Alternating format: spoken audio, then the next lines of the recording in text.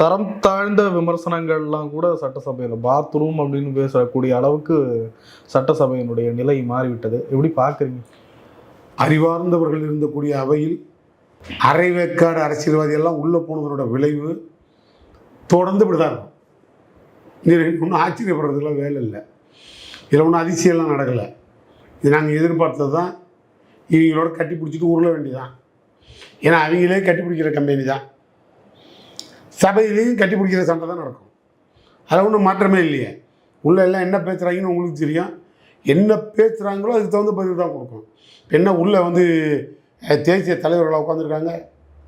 ஆளும் தலைவர்கள் அமைச்சர்கள் புள்ளி விவரத்தோட டேட்டா வைஸ் அப்படியே அழகாக உரிய முறையான தமிழில் அடுக்கு மொழியோடு கடந்து வந்த வரலாறுகளெல்லாம் கோடிட்டு இப்படியெல்லாம் ராஜாஜி காலத்தில் ஆரம்பித்து இன்றைக்கு இதே போல் நடந்ததுன்னு சொல்கிற அளவுக்கு தலைவர் இருக்காங்க. அவையவே எல்லாம் கட்டிப்பிடி வைக்க மாட்டவன் தான் உள்ளே உட்காந்துருக்கான். அதுக்கு தகுந்த மாதிரி தான் எங்கள் ஆளுங்களும் நடவடிக்கை இருக்கும். அதில் என்ன இருக்குது? இந்த பரபரப்பு தொடர்ந்து நடக்கும். நீ ஒன்றும் அதிசயத்துக்கு வேலையே இல்லையே. இருந்தாலும் திமுக உறுப்பினர்களுடைய வார்த்தைகளும் கொஞ்சம் அதிகப்படியாக தான் இருக்குன்ற மாதிரி சொல்கிறாங்க. பஞ்சு டயலாக் பேசுகிறார் ஒரு முதலமைச்சர், அப்படி சொல்லலாமா? இல்லை, நான் கேட்குறேன், முதலமைச்சர் நான் ஒரு ஆக்ஷன் மட்டும் பண்ணிக்கிறேங்க அப்படின்னு சபாநாயகர்கிட்ட பர்மிஷன் வாங்கிட்டு சட்டமன்றத்தில் ஆக்ஷன் பண்ணலாமா? ஜெயபிரியை பார்ப்ப, நீ ஒரு பெரிய மனுஷனா? நீ ஒரு முதலமைச்சரியா? ஒரு முதலமைச்சர் நீ சபாநாயகர், அதை விட பெரிய அறிவாளி சபாநாயகர், ஆகச்சிறந்த அறிவாளி சபாநாயகர்னு சொல்லுவோம். அவர் முதலமைச்சர் நடிகை நீ ஆக்ட் பண்ணிக்கோங்க. அப்போ நாங்கள் கேட்குறோம், ஐயா நான் வேட்டி சட்டையை கட்டி போட்டு ஒரு டான்ஸ் ஆடணும்னு ஆச்சே, ஓகே அலோவ் பண்ணுறேன் சொல்ல வேண்டியதானே? யாருக்கு நாகரிகத்தை கற்றுக் கொடுக்குறது? நீ இங்கே உட்காந்துக்கிட்டு சும்மா சீன் போடுற மாதிரி என்கிட்ட எல்லா ஃபைல் இருக்குது, ஃபைல் எல்லாம் இருக்குது, 3 ஃபைல் இருக்குது, அது பொய் இல்லை உண்மை, நான் என்னை ஓப்பன் பண்ண விட்றாதீங்க அப்படின்னா யாரை கேட்டு ஓப்பன் பண்ணுவீங்க? யாரை கேட்பீங்க? ட்ரம்ப்கிட்ட கேட்பீங்களா? இல்லை யாருக்கிட்ட நீ கேட்குற ஒரு ஐடியா இருக்கீங்க? மோடிக்கிட்டியா? இல்லை அமித்ஷாட்ட கொடுத்து ஓப்பன் பண்ணலாமா? 5 பைசாவுக்கு பிரயோஜனம் இல்லை இந்த வசனம்லாம். இவர் பேசுறது எழுதி கொடுத்து ஸ்கிரிப்டில் பேசுகிற மாதிரி இவர் தான் முதலமைச்சர் பஞ்சு டயலாக் பேசிகிட்டு இருக்கார். முதல்வர் எப்படி பேசணுமோ அந்த பாணியும் முதல்வர் கடைப்பிடிக்கணும். அப்போ தான் ஆப்போசிஷன் தரப்பில் அதுக்கு உண்டான ரெஸ்பான்சிபிலிட்டி வரும். புரியுதா?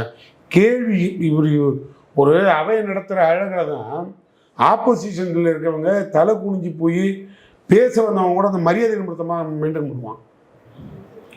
ஒருத்தர் எழுந்திருக்கிறான், அமித்ஷாமா எனக்கு நின்றுட்டு எனக்கு காதலில் தோல்வி ஆகிடுச்சுங்கிறான் ஒரு எம்எல்ஏ.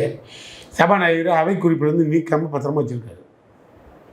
எப்படிப்பா சபாநாயகர் ஏற்பாடு பண்ணி கொடுவாரு? அவை குறிப்பிலேருந்து நீக்கலப்பா, அதனால் சொல்கிறேன். அது அவை குறிப்பில் இருக்குது. ஒரு அசம்பிளியில் மக்களுக்கு என்ன பிரச்சனையோ அதை பற்றி நீ அசம்பிளியில் பேசணும். இல்லை காதலில் நடக்கிற கொலையை தடுக்கிறதுக்கு அசம்பிளியில் விளக்கம் கொடுக்கலாம். ஒரு எம்எல்ஏ நான் காதலில் தோத்துட்டேன்னு சொன்னீங்கன்னா இது என்னப்பா பண்ணலாம்? அவை குறிப்பிலேருந்து நீக்குகிறேன்னு சபாநாயகர் கண்டிக்கணும். இல்லை நடந்ததை சொன்னார் ஒரு காலத்தில். அதை தான் நானும் சொல்கிறேன். இப்போ அவரோட ஆட்சியை நிறைவேற்று, அந்த வேலையாவது செய்யுங்க ஒழுங்காக போய். இதில் என்ன நான் தப்பாக பேசிட்டேன்? நானும் ஒன்றும் தப்பாக பேசலையே. அவன் கார் இல்லை முதலமைச்சர் வாங்கி கொடுத்துட்டாரான், வேலை இல்லை முதலமைச்சர் வாங்கி கொடுத்துட்டாரான், காதலி இல்லைன்னா அதையும் வாங்கி கொடுத்துரு. இதுதானே நானும் சொல்கிறேன். நான் என்ன தப்பாக சொல்கிறேன்? ஏப்பா நீக்கும் சபாநாயகர் அவை குறிப்பில் இருந்து நீக்காத வரிகள், பப்ளிக் பேசக்கூடிய வரிகள், அந்த கண்ணிய மாண்பை நானும் கடைபிடிக்கிறேன். நீ என்ன சொல்றியோ அதுக்கு தகுந்த மாதிரி எங்கள் ஆளுகிட்டது பதில் வரும். நீ தானே சொன்ன இப்போ நிர்மல்குமார் அது என்ன எல்லா பழுக்கும் ஒரு 7.5 வந்த மாதிரி எவனுக்கெல்லாம் இருமல் மாத்திரை கொடுக்குற மாதிரி இந்த நிர்மல்குமார் எழுந்தாலே பிரச்சனை தான்.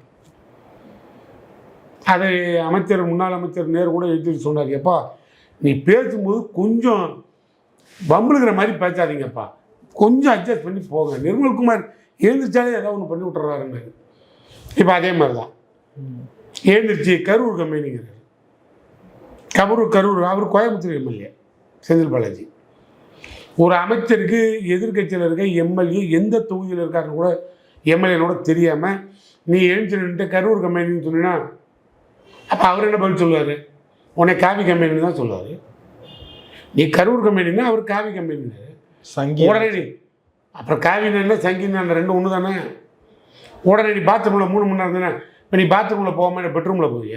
பாத்ரூமில் இருக்காருன்னா அப்புறம் அவர் என்ன சொன்னார்? அழகாக இருந்துச்சார். ஐயோ நான் பாத்ரூம் போகிற வரைக்கும் கண்காணிக்கிறேன்னா நீ என் மேலே எவ்வளோ அக்கறையாக இருக்கன்னு கேட்டார். இது என்ன தப்பு? ஏன்பா அவன் பாத்ரூமில் போகாமல் இப்போ நிர்மல்குமார் என்ன பெட்ரூம்லேயே போயிடுவாரா? பெட்லேயே போயிடுவாரா? பேராளி சேர்ந்தவங்களாம் மந்திரியாக இருந்தால் அப்புறம் எங்களை என்னையா பண்ண சொல்கிறீங்க?